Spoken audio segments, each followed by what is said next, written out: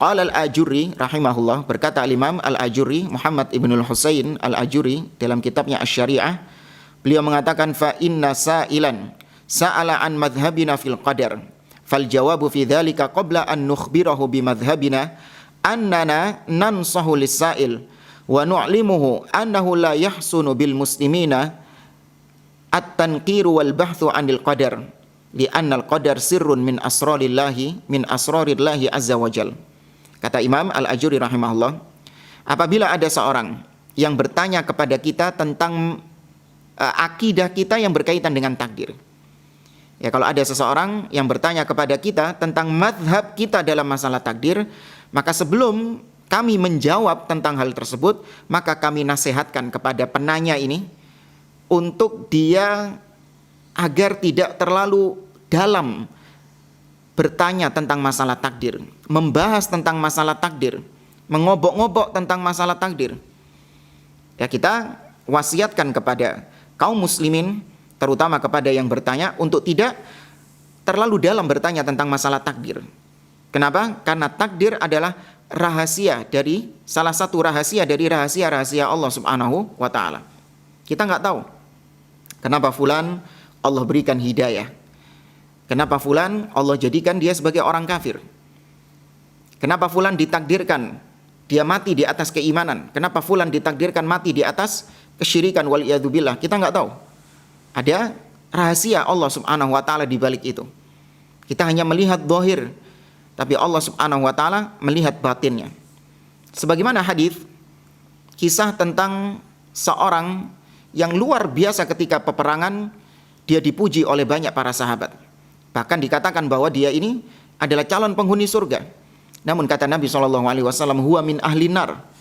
Orang ini adalah penghuni neraka. Zahirnya dia ini seperti seorang yang mujahid luar biasa, pemberani luar biasa. Tapi ternyata kata Nabi, dia penghuni neraka. Maka diikutilah sahabat ini, diikutilah orang ini, ternyata benar. Dia mati dalam keadaan bunuh diri karena tidak kuat dengan sakitnya luka yang dia dapatkan ketika peperangan. Nah, ini menunjukkan kita nggak tahu apa di balik itu. Makanya dilarang, dan juga termasuk bukan madhab salaf, terlalu banyak berbicara tentang masalah takdir atau terlalu bertanya-tanya, sibuk bertanya-tanya tentang masalah takdir. Karena itu rahasia Allah Subhanahu wa taala. Balil imanu bima jarat bihil maqadir min khairin aw syarrin wajibun 'alal ibad an yu'minu bihi. Yang wajib bagi kita adalah mengimani apa yang Allah berlakukan dari takdir-takdirnya. Entah itu takdir baik ataupun takdir yang buruk. Wajib bagi seorang hamba mengimani hal tersebut.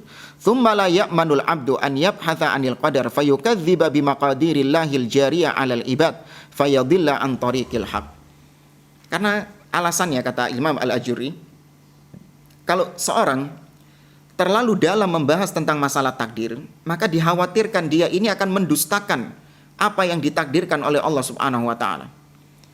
Dia akan menganggap Allah tidak adil. Kenapa Allah berikan fulan kekayaan padahal fulan ini kafir? Dia nggak pernah berdoa kepada Allah, sedangkan saya yang minta rizki kepada Allah, yang senantiasa menegakkan perintah Allah Subhanahu wa taala, meninggalkan larangan Allah Azza wa Jalla, saya tidak diberikan kekayaan seperti fulan, bahkan saya diberikan kemiskinan. Kenapa kok Allah takdirkan seperti ini? Terlalu banyak bertanya tentang masalah takdir, ini bisa mengakibatkan seorang mendustakan takdir, dan itu kekufuran kepada Allah Azza wa Jalla.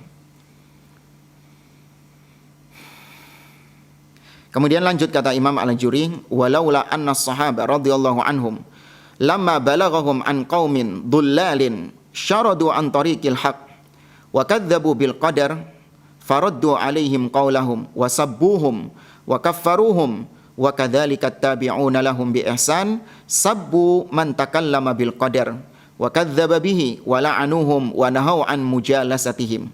Kata Imam Al-Ajurri, para sahabat itu ketika sampai kepada mereka suatu kaum yang sesat, yang mereka ini mendustakan takdir. Ketika para sahabat mendengar ada suatu kaum yang sesat berbicara tentang masalah takdir, kemudian mendustakan masalah takdir, maka mereka pun membantah ucapan kaum tersebut. Yaitu yang dimaksud adalah Qadariyah.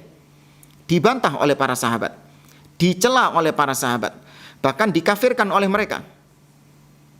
Kemudian demikian juga para tabi'in yang datang setelahnya, mereka juga mengikuti jejaknya para sahabat, mencela ahlil bid'ah, terutama dari kalangan Qadariyah.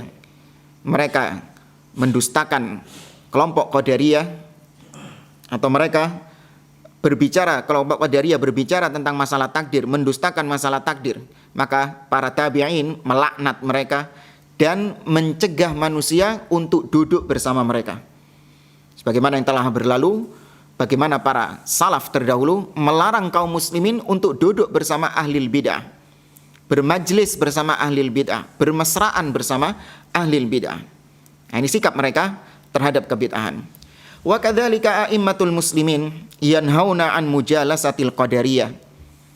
Demikian juga para imam-imam kaum muslimin, mereka melarang kaum muslimin untuk duduk bermajlis bersama kelompok ahlil bid'ah, di antaranya adalah al-qadariyah. Wa an munadharatihim, atau mendebat mereka. Wa bayyanu lil muslimina qabiha madzahibihim. Para ulama-ulama, para imam, mereka menjelaskan kepada kaum muslimin tentang jeleknya madhab qadariyah. Falaula anna haula raddu 'alal qadariyah lam yasa man ba'dahum al-kalamu 'alal qadar. Balil imanu bil qadari khairihi wa syarrihi wajibun qada'an wa qadaran ma quddira yakun wa ma lam yuqaddar lam yakun. Para sahabat, sebagaimana tadi kita katakan, mereka membantah orang-orang Qadariyah. Andai kata para sahabat tidak membantah orang-orang Qadariyah, maka tentu generasi setelahnya mereka akan bermudah-mudahan dalam masalah takdir ini. Mereka akan menyikapi kelompok Qadariyah dengan sikap-sikap toleran seperti sebagian orang di zaman sekarang. Toleransi terhadap sesama muslim meskipun beda pemahaman. Mereka punya syiar, di antaranya kelompok al-ikhwanul muslimun, nata'awanu fi mattafaqna fi wa ya'dzuru ba'duna ba'dhan fi makhtalafna fi. Kita saling tolong menolong dalam perkara-perkara yang kita sepakati, dan kita saling toleransi dalam perkara-perkara yang kita perselisihkan di dalamnya. Termasuk adalah perkara kebid'ahan. Meskipun kita berselisih, kita saling toleransi. Kalau bahasa Surabayaan, ojo gasak-gasaan. Kalau ada kesesatan, jangan ditahdir, jangan diperingatkan, jangan dicela. Ya biarkan, yang penting kita ini saudara sesama muslim. Biarkan dia mempertanggungjawabkan akidahnya di sisi Allah. Atau biarkan nanti kita bertemu di hadapan Allah Subhanahu wa taala, siapa di antara akidah kita yang benar.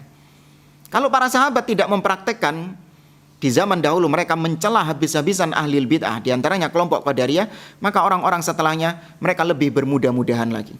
Para sahabat saja ketika mentahdir ahlil bid'ah, zaman sekarang masih ada yang bermudah-mudahan dengan ahlil bid'ah.